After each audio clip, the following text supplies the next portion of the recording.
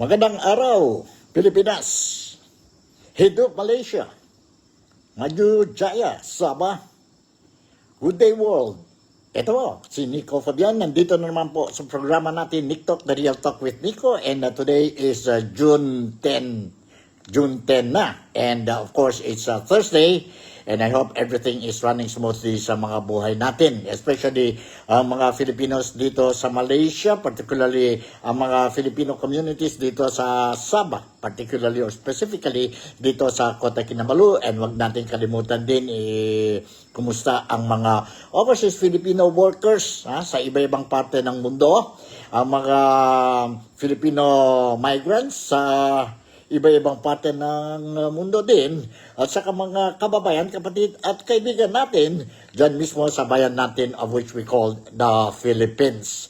Sana okay na tayo, and despite itong mga problema na mayroon tayo dyan sa Pilipinas, no? Dyan sa Pilipinas. But anyway, nandito si Nico, Nick Talk, The Real Talk with Nico, to give you ang mga latest updates tungkol sa what is happening dyan po sa Pilipinas.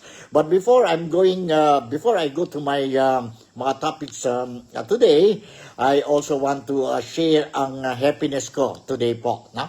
Today. Dahil, again, our Creator, ang Almighty God natin po, ang Almighty God ko po, no? He blessed me with another, sabihin natin, grandson po. And I would like to congratulate ang firstborn daughter ko po, si Saint Fabian, and of course, ang better half niya, si Swib Kadir, na congratulations sa inyo for sabihin natin normal delivery ng second baby ninyo. It's a baby boy. Thank you very much to God, to Allah, for giving us another. Sa Mrs. ko, si Mary Lou, at saka sa akin for giving us the second grandchild namin, or baby namin dito sa Malaysia.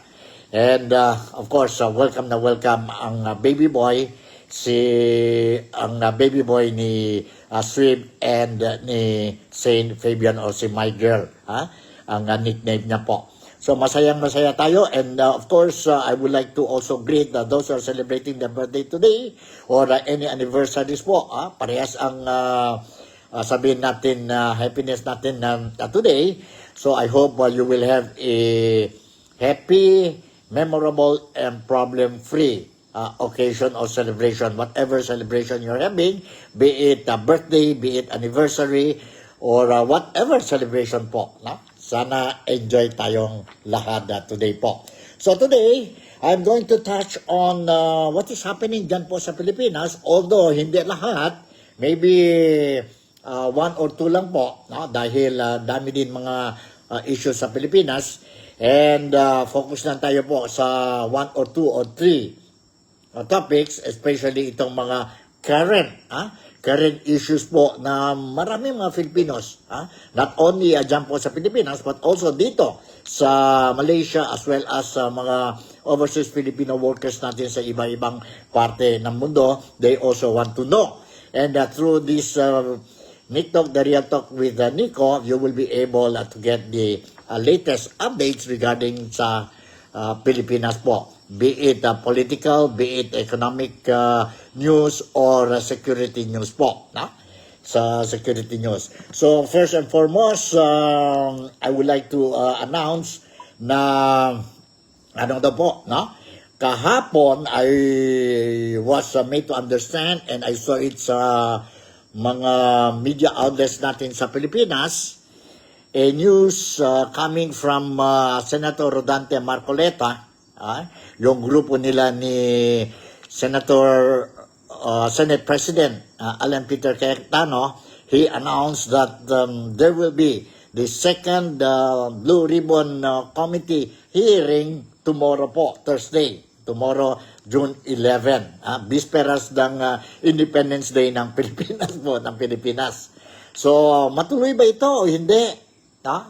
I really don't know po. Kasi may issue na naman po tungkol sa Senado.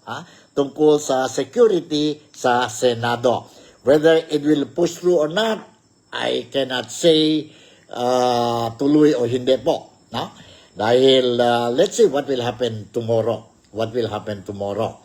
And ang daming mga versions left and right na po, mga criticism regarding itong issue of the resumption or second Blue Ribbon Committee of the camp of Senate President Alan Peter Cayetano and ang Blue Ribbon Committee Chairman ni Senator Pia Cayetano and ang Vice Chairman niya po, who is also the Blue Ribbon Committee Subcommittee Chairman, si Rodante Marcoleta.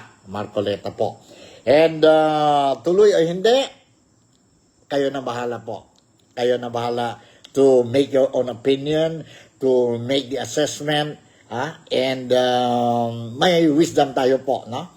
In the meantime, I will share with you po kung bakit ako mismo dudang-duda ako po kung matuloy ito o hindi. But mind you, a lot of Filipinos, be it in the Philippines or elsewhere in the world, we are eagerly excited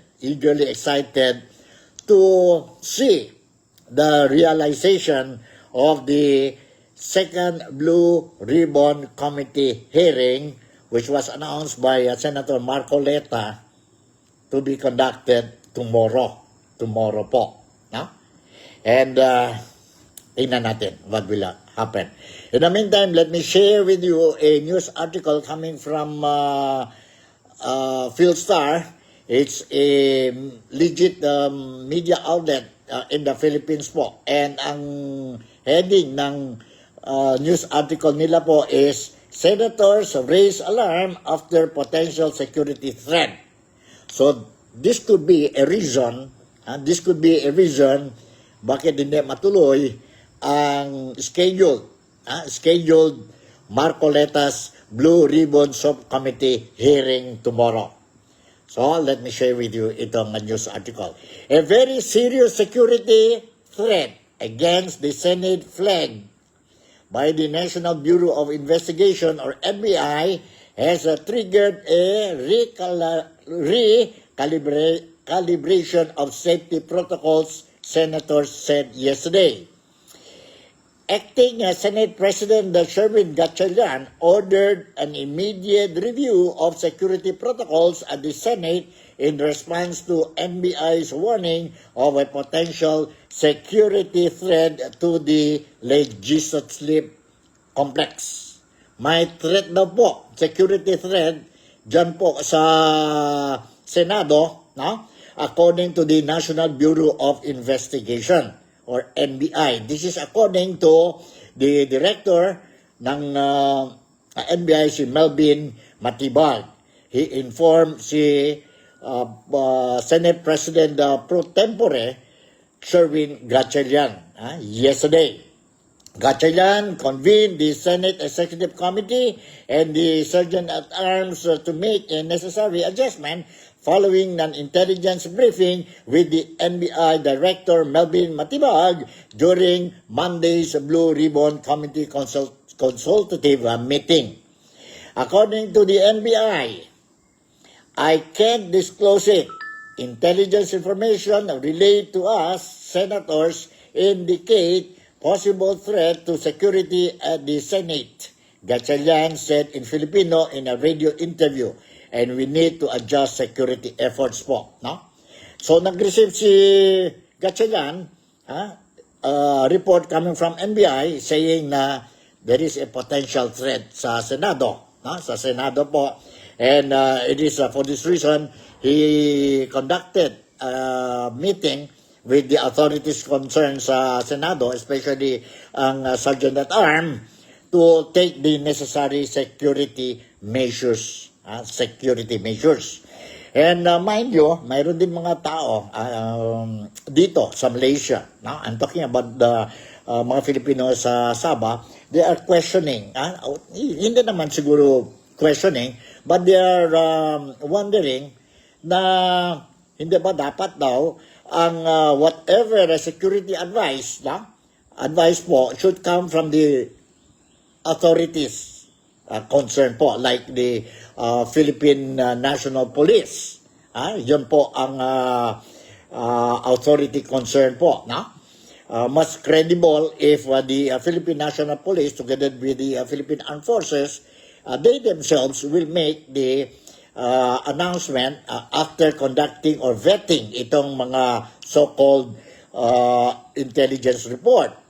And that includes also vetting ang mga, kung may intelligence report ang National Bureau of Investigation, they should forward this thing to the Philippine National Police and siguro sa Armed Forces of the Philippines. And then for the Armed Forces of the Philippines to make the vetting or check whether there is veracity on the report submitted by NBI, and not ang NBI mismo now will go direct to the Senate and say, hey, based on what we receive intelligence report na may potential threat ang Senado, so you have to take the necessary precautionary measures. Wala tayong problema. Para sa akin, wala tayong problema. When it comes to security of everybody, ang Senado natin is a well-respected body. We have to respect ang Senado natin, ang institution. Kung may threat, kailangan lang po, it should be look into it properly po or seriously. Wala tayong problema kung may But the only thing is, ang mga Filipinos dito, we are questioning why hindi nag-announce ang Philippine National Police or ang Forces of the Philippines po, bakit ang NBI? Bakit ang NBI? Okay, let's continue with this report. According to the NBI po, they cannot divulge publicly po ano talaga ang information that they gathered when it comes to the potential threat dyan po sa Senado. Si Gatchalian said he issued an advisory allowing work from home arrangement on June 10, today po, 11 and 12. Dahil sa feedbacks o sa report ng NBI, si SP pro tempore Gatchalian issued a advisory sa mga tao dyan po sa Senado to go for work from home arrangement starting today, June 10, June 11, and June 12. Senator Vicente Soto III described the threat as a clear and present danger, therefore serious consideration must be taken.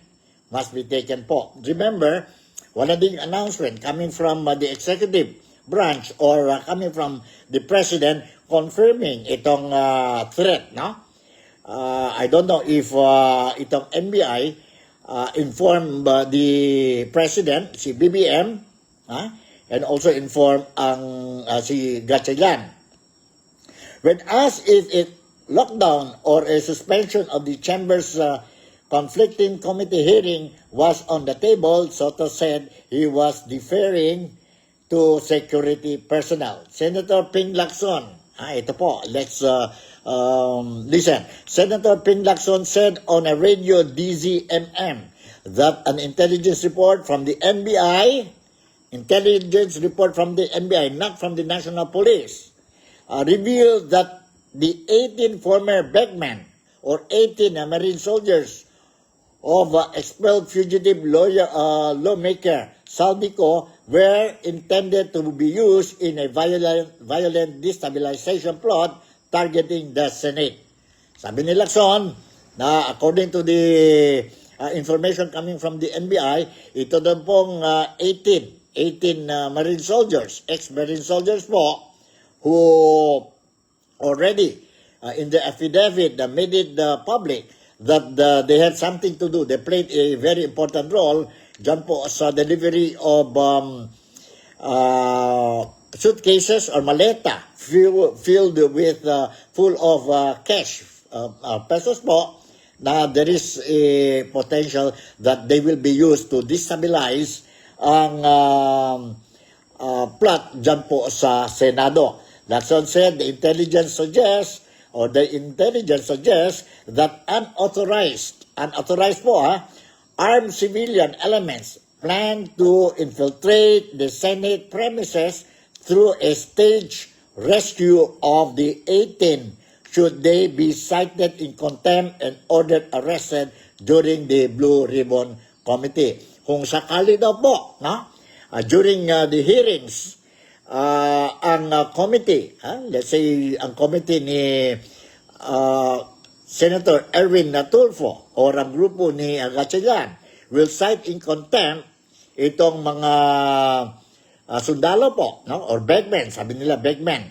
And worse still po, nag-describe si Senator Rafi Tulfo sa 18 soldiers, ex-soldiers po as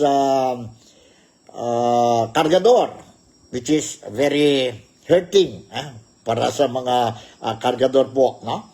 So, there is a possibility that they will be used to create the chaos inside the Senate in the event these soldiers will be cited by contempt. Lacson said this should explain why the 18 men were mysteriously inside the Senate building on Monday despite having no actual intention of appearing before the official Blue Ribbon consultative meeting. Okay, last Monday po, mayroon na hearing carried out by newly elected Blue Ribbon Committee Chairman, si Erwin Tulfo. And among the resource person invited, yon po ang 18 soldiers, ex-Marine soldiers. But they were inside the premises of the Senate, but they did not attend the so-called consultative meeting. Instead, they went to the office of Senator Ruben Padilla. Senator Ruben Padilla. Okay, let's see. Ano namang ang reaction ni Senate President Alan Peter Cayetano, who still claimed that he is the rightful Senate President ng Senado. Senator Alan Peter Cayetano raised doubts on the veracity of the intelligence information at it came from the NBI and not from the OSAA.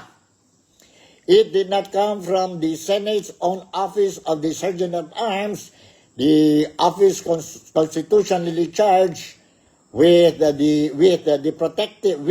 protecting this institution. It came from the NBI. Any honest accounting requires us to weigh that source carefully, he said. He said po. Yun po ang gulo. So because of this, protocol na po, may security threat na po. Nag-order na si Gatchalian to go for work from home starting today hanggang Friday. Hanggang Friday, Independence Day natin. So, matuloy ba itong hearing ni Marcoleta? May security, something like lockdown na daw po. Nobody will be allowed to go inside the Senate building starting today kasi walang trabaho, work from home.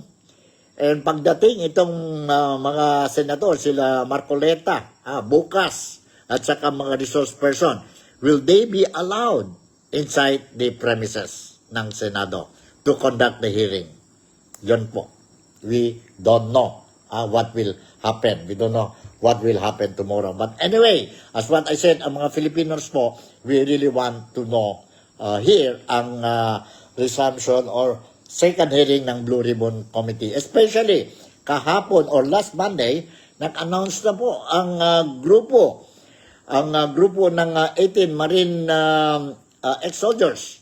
Sabi nila po na mayroon pa 14 more soldiers will be coming out and support and give their personal experience or whatever they know about the deliveries of these suitcases filled with cash, pesos po, no?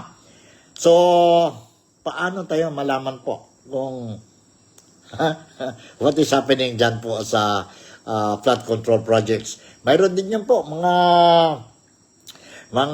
some senators sa kampo ni Gatchalian, they're saying, especially nakita ko yun isang posting sa social media, sabi ni, accordingly, Mick Zubiri, Senator Mick Zubiri po, do not mind na ang flood control projects. It is very impossible for the Filipinos po to forget ang flood control project scandal. Dahil dyan po, nahirapan talaga ang mga Filipinos, and we want that those who are involved dyan po sa, sabihin natin, controversy or a scandal po, they must be punished, put behind bars, and whatever losses ang taxpayers are lost, no, should be returned. It should be returned to the people. Let me share with you a video clip, a video report from the local media dyan po sa Pilipinas. I think kahapon ito lumabas, talking about the situation dyan po sa Senado. Dyan po sa Senado. So let's watch and listen. Hold on, let's watch and listen itong video clip.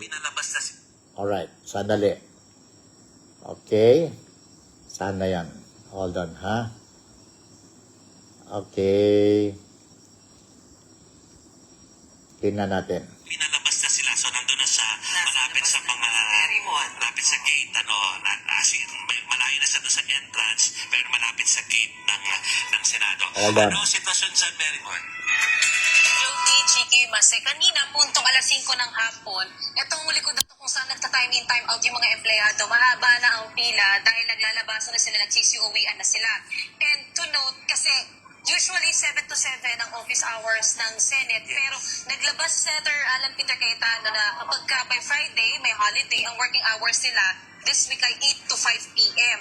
Pero kasunod naman nun, dahil na may info rin from NBI Director Melvin Matibag na may security threats ang Senado, si Senate President Pro Tempore Gatchalian naman, naglabas na rin ng kanyang memo na work from home na ang setup ng mga empleyado bukas at sa Martes. So dito sa likuran ko, so far ilang mga media na lang ang natira, tayo pinalabas na rin tayo ng Building 530 at sabi ni OSA General Alfredo Soto Corpus, heightened security alert na raw sila pero they're still working daw sa mga law enforcement agencies at yung necessary na bodies para na ma-validate yung sinasabing security threats. Pero ang difference is, etong usually yung gate dito, kapag may pupuntang mga sasakyan, nakabukas yan, yung checkpoint nila, umaabot pa sila dito. Pero for the meantime, sarado siya by default.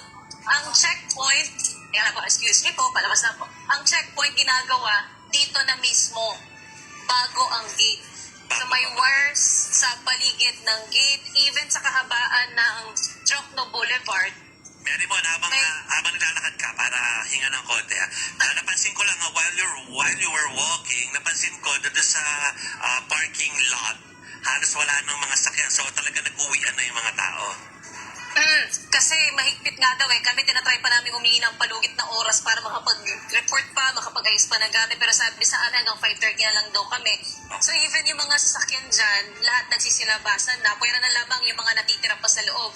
So even dito may wires sila sa kahabaan ng Jokno Boulevard. Itong mga pulis na nandito, hindi naman na ito bago kasi ever since nagpakita si Senator Bato de la Rosa, may shifting na rin sila. Plus, yung hindi umaalis pang grupo, yung supporters ito ni VP Sara Duterte, ni Senator Alan Peter Cayetano, and anti-impeachment sila. And yung huling nasabi nila sa akin was, hindi raw sila aalis hanggat hindi raw nare-resolve yung mga issue na pinapalibutan ang Senado as of today. Pero for Senator Gatchalian, wala pa siyang bagong info kasi ang sabi pa sa atin so far, nakikipag-usap pa raw sila to ensure yung necessary steps para raw hindi mangyari itong sinasabing security threats. Jovi, Chiki, Mase.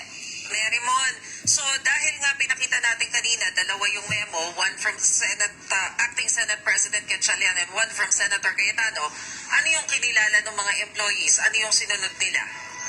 Actually, Mase, nagtatanong ako, marami akong pinagtanungan. Iba-iba ang sinasabi nila. Yung iba, lumabas na sila for their safety at nagkataon din naman daw, may nasabi ring 5 o'clock PM lang daw sila for today. Yes. Yung iba naman, sinasabi flexible naman kasi yung hours nila. Kung for example, kung senatorial staff, yung iba pwedeng maaga, pwedeng late umuwi, pero dahil nga nakita nila may security threats daw or risks to their safety, pinili na rin nilang umuwi ng maaga. So dahil sinasabi din naman daw ng mga senador, especially for example sa majority bloc, na may intel nga raw, so pinoprioritize nila yung safety nila sa ngayon. Pero may mga nalilito pa rin talaga kung alin dun sa dalawa, pero ang common grounds nila or denominator nila, gusto lang nila maging safe muna.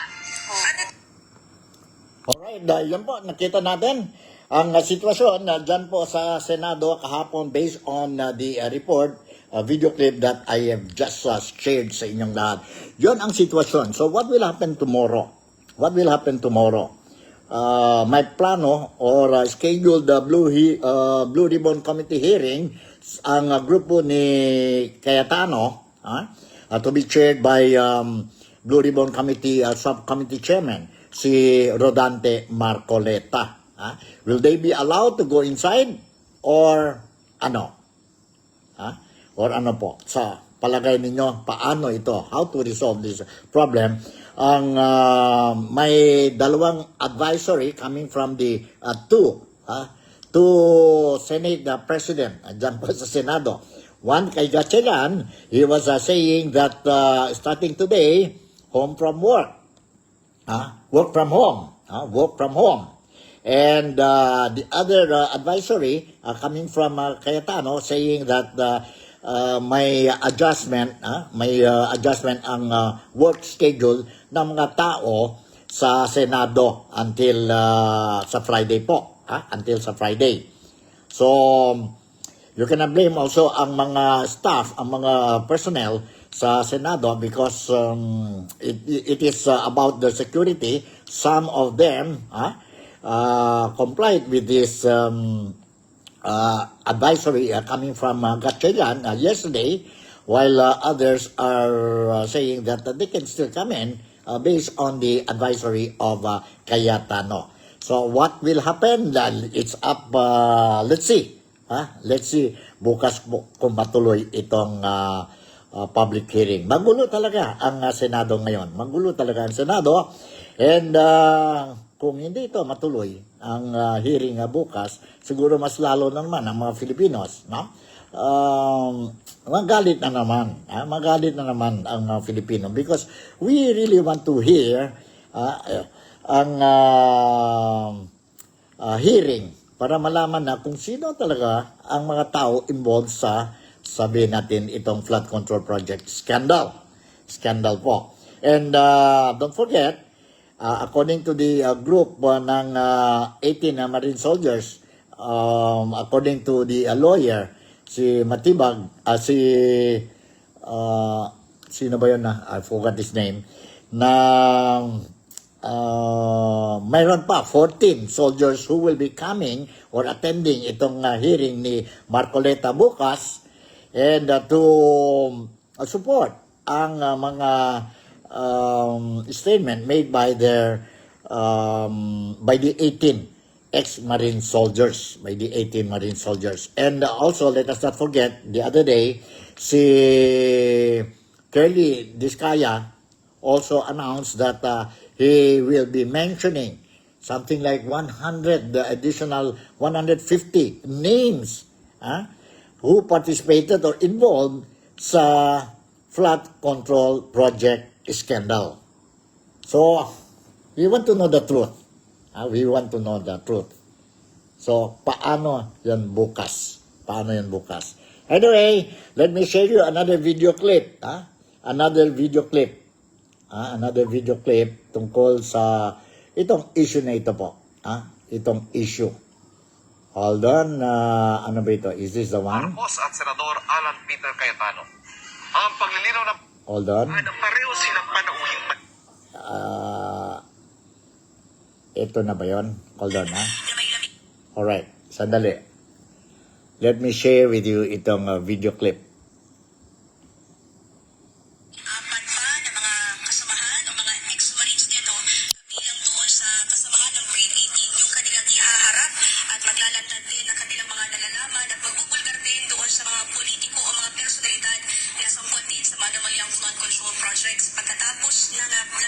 Prince, ay may 7 na naman na lalabas para magpulgar din ang kanilang mga nalalaman. Mangyayari ito, Prince, o ilalantad nila ito doon sa magiging pagdinig ng Blue Ribbon Committee hearing ni Senator Pia Cayetano at ni Senator Rodante Marcoleta. Sabi ni Atty. Baligon, siguro naman daw sapat na yung almost 40 na mga testigo laban doon sa mga politiko na sangkot sa dalamak na katiwalian sa gobyerno. Is the flood control scam the biggest corruption scandal in the Philippines ever? If we handle it correctly, we can eliminate corruption in the country. If we don't handle it properly, we will have the biggest cover-up in our history. Alright, na yun ang narinig natin, nakita natin ang 18 Marine soldiers, si Baligod, no? Si Baligod yata, Tony Baligod, saying that mayroon pa 14 other individuals who will be coming up to support ang statement, ang claims, ang mga allegations made by the 18 Marine soldiers. So, expected, they say they are going to attend ang hearing ni Marcoleta bukas, but we don't know whether matuloy yun po. Sabi naman ni Senator or Senate President, who still claim that is the rightful Senate President po, si Cayetano, sabi niya, kailangan ilabas talaga itong investigasyon, no? Investigation ng flood control projects po. Or else this will be another very big cover up po ng corruption sa Pilipinas. And he hope that it will not happen. He hope that it will not happen. So yun ang sitwasyon dyan po sa Senado. It sounds kuminsan nakakatawa. But sa totoo lang po, sa loob sa dibdib natin po, nagagalit tayo. Kasi sino ba who is trying to stop itong investigation? No? Who's trying to stop this investigation? And bakit they want to stop this investigation? Change of leadership dyan po sa Senado po. At first, people were thinking na it was because of the impeachment of Vice President Inday Sara Duterte. But now, klaro na po. Klaro. It's very clear already that given na yon ang impeachment trial ni Vice President Inday Sara Duterte. And it appears now that one of the reasons, siguro major reasons po, bakit may problema tayo ngayon sa Senado, it is because you cannot blame mga Filipinos. Many Filipinos, including kami dito po sa Malaysia, ang opinion namin, this is our own opinion. We might be wrong. But ang opinion namin is, siguro, the way we look at it, some people, they don't want that itong flood control project investigation will continue. For reasons what? Obvious na yan po. No? Sino-sino mga taong involved dyan po sa flood control projects? And nasaan na ngayon nasaan na ngayon si Saldico? What happened to Saldico? Wala na bang communication or follow-up ang Philippine government tungkol sa sa French government regarding ang sitwasyon ni Saldico? He applied for asylum. Ano ang latest updates? Nasaan na siya ngayon? We sent a team of top officials sa the Czech Republic, sa France. When we heard or when the government was informed na nandoon daw si Saldico. And then now, bigla na lang wala na tayong balita tungkol si Saldico. What happened sa mga tao mentioned by the Blue Ribbon Committee of Marcoleta or Pia Cayetano na ang 1 or 2 yata yun na cabinet secretaries, ang mga chief of staff niya, no? Ang mga undersecretaries and assistant secretaries, mention ang mga pangalan nila. Bakit hindi? Hindi po. They were not called to clarify things. May mga Filipinos, you cannot also blame, I'm sorry to say these things, based on the 2 Blue Ribbon Committee hearings. Okay. One, they say, during the hearing of Cayetano, Cayetano po, it is a Blue Ribbon Committee hearing. And nakita ang mga tao, this is how many Filipinos describe the hearing. Something like, itong mga Blue Ribbon Committee, they are targeting ang mga magnanakaw. Those who are really involved dyan po sa flood control project scandal. They are trying to identify, see the evidences, whether totoo ba itong mga allegations made by a lot of people, including ang 18 ex-Marines, their involvement of receiving suitcases full of cash money. So, focus sila po dyan sa mga magnanakaw. On the other hand, the other day, mayroon din tayong Blue Ribbon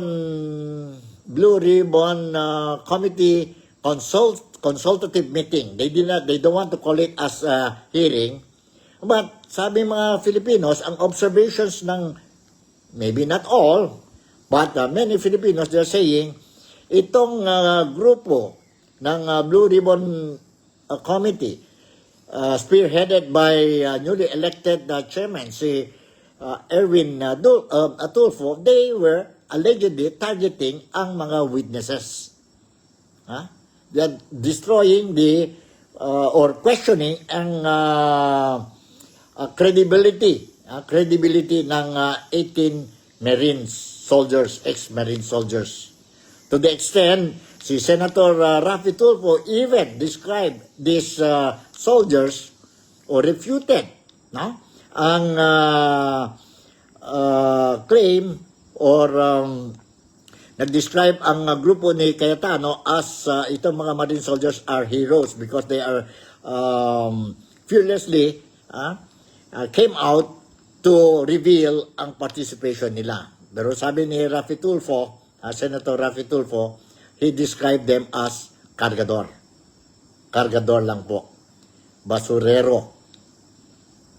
And some Filipinos dito sa Malaysia, they were saying, remember, during the elections, even mga kargador, mga basurero, mga politicians will court them during elections po. And ngayon, you're looking down itong mga kargador or mga basurero. Ayan po ang sentimiento ng mga Filipinos, several Filipinos dito po sa Sabah. Sa Sabah. Kayo po, tayo, mga kapwang Pilipino, kababayan, kaibigan at kapatid ko po dyan sa Pilipinas. Or mga kababayan, kapatid at kaibigan po, mga OFWs, Overseas Filipino Workers, do you share the same feelings that we are having dito sa Sabah? Kayo nang bahala. Kayo nang bahala po. I will just leave it sa inyo po. So, that is exactly what happened. Okay, mayroon pa tayo dito isang video clip na only to show also that ang Filipino-Chinese Chamber of Commerce, they recognize Senate President Alan Peter Cayetano as the duly rightful Senate President ng Senado when he was invited sa official function ng Chamber the other day, which was also attended by First Lady Lisa Araneta Marcos. Nandito po, let me share with you itong video clip. Itong video clip po. Sandali. Marcos at Senador Alan Peter Cayetano. Hold on ha. Ang paglilinaw ng Alright, nandito. Let's watch and listen to this. Hold on, sandali. Alright, nandito. Let's see. Okay. Marcos at Senador Alan Peter Cayetano. Ang paglilinaw ng palasyo sa pagtuto ni Jonathan Andal. Usap-usapan ngayon ang tagpong ito. Nag-uusap sa publiko sina First Lady Liza Araneta Marcos at Senador Alan Peter Cayetano. May dalawang upuan ang kanilang pagitan nung una, pero lumapit si Cayetano at tumabi sa First Lady. Nangyari ito kagabi sa 51st anniversary ng Philippines-China Diplomatic Relations sa Pasay City, kung saan pareho silang panauhing bandangan. Wala pang detalye kung ano ang kanila na pag-usapan, pero sabi ng Malacanang, kumustahan lang ito at walang politika. It's just friendly talks kamustahan. The way I see it po, ganun po ang First Lady sa aking pagkakakilala. Pero walang masasabi nating politika. Ang tagpo nangyari sa gitna ng kontrobersya sa liderato ng Senado, kung saan ang kinikilala ni Pangulong Bongbong Marcos ang katunggaling paksyon ni Cayetano na pinamumunuan ni Acting Senate President Win Gatchalian. Ilang oras nga bago ang pag-uusap na yan, tahasan pang inakusahan ni Cayetano ang Malacanang ng pakikialam-anya sa Senado. Dalawa Senado natin ngayon. You have the Senate of the Philippines and you have the Senate of Malacanang. Ang Senado hindi pwedeng rubber stamp ng Malacanang. Hindi pwede yung bibig na bumubukas ay senador pero yung lumalabas na salita galing sa Malacanang. Hindi yan pinalampas ng palasyo. The President said there's only one upper chamber. And it is the Senate of the President. Senate President, rather, it is the Senate of the Philippines led by Acting Senate President Sherwin Gatchalian. Kung sino po yun ni-recognize, dapat matanggap na po ng kabilang panig. Sa ngayon, may tig-12 senador ang magkabilang panig, pero ang Cayetano Block may isang senador na nakakulong, si Senator Jinggoy Estrada, at nagtatago naman si Senator Pato de la Rosa. Gayunman, sabi ni Senador Bam Aquino, may lilipat na raw na isang senador mula sa Cayetano Block papunta sa kanilang grupo. Kaya malapit na anya silang maging 13 at makakapaghalal na ng Senate President. Jonathan Andala, nakatutok, 24 oras. Alright, ayan po, narinig natin, nakita natin po ang event ng Filipino-Chinese Chamber of Commerce po the other day, and it was graced by Senate President Cayetano, Alan Peter Cayetano, and also attended by the First Lady, si Liza Araneta Marcos. So, yun po, yun ang sitwasyon ngayon. And how to solve this problem, sabi naman ni Senator Bam Aquino, narinig natin sa video clip, na very soon, matapos na itong problema dyan sa Senado, dahil mayroon daw isa pang senador from the camp of Cayetano who will be jumping sa grupo ni Gatchalian. If that will happen po, wala natin problema. Para sa akin, well and good. At least solve na tayo ang problema kung sino, who is the rightful Senate President. Sana lang po, mayroon na. May jump sa grupo ni Gatchalian para matapos na. On the other hand, narinig din tayong mga istorya na mayroon na 2 o 3 miyembro, senador dyan po sa kampo ni Gatchalian, who will also be planning to jump sa kampo ni Cayetano.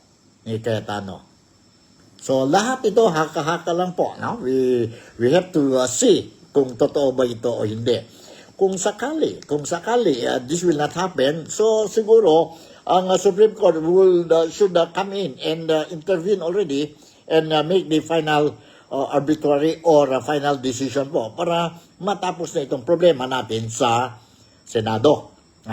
In the event that nothing happens, interference coming from the Supreme Court dahil this is a internal problem sa Senado, so siguro ang last recourse dyan po is ang mga Filipino na mismo, they will make the decision kung sino talaga ang rightful Senate President ng Senado so that we will be able to move forward na tayo. Ang dami na tayong problema sa Pilipinas. And dahil dyan po sa gulo-gulo ngayon sa Senado, sa Senado, tingnan nyo, ang mga personnel ng Senado, divided sila ngayon. Whom to believe, may dalawang advisory. So, problema yon, no? Ang mga hearings natin, problema yon. Pagdating naman sa, sabihin natin, SONA ni BBM, President Ferdinand Marcos sa July 27, who will stand as the Senate President during the SONA. Pagdating naman sa impeachment, sino talaga ngayon? Who will be the presiding officer, presiding judge, senator judge sa impeachment trial ni Inday Sara Duterte. So yun, ito ang mga problema natin that we are facing. And habang we won't be able to solve this problem po, ang reputasyon, ang image ng Pilipinas, ang reputasyon ng mga Filipinos, hindi lang sa Pilipinas, but sa iba-ibang parte ng mundo, sa ibang bayan po, we are also affected. We are also affected. So yon ang sitwasyon ngayon sa Pilipinas. And before I will go, once again, huwag natin kalimutan po ang mga earthquake victims natin dyan po sa Southern Mindanao.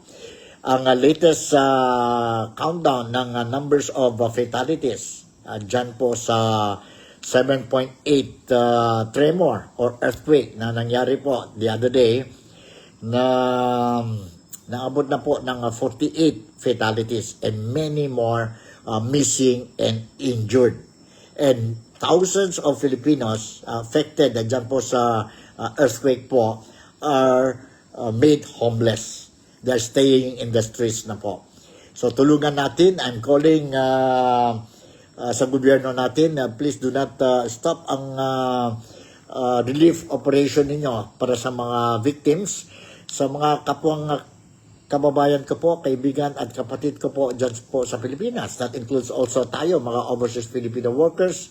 Huwag natin kalimutan to include sa kanila sa mga prayers natin, daily prayers natin.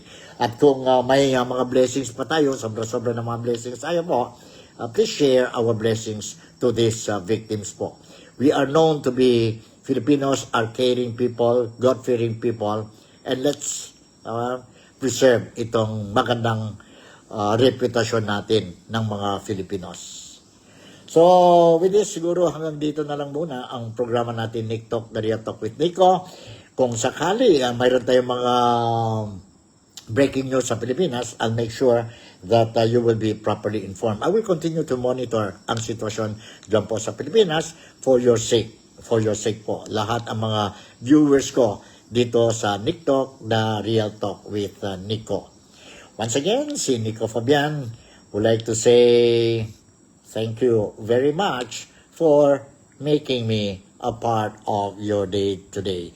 To my son-in-law and my daughter, congratulations for the coming of their new baby boy.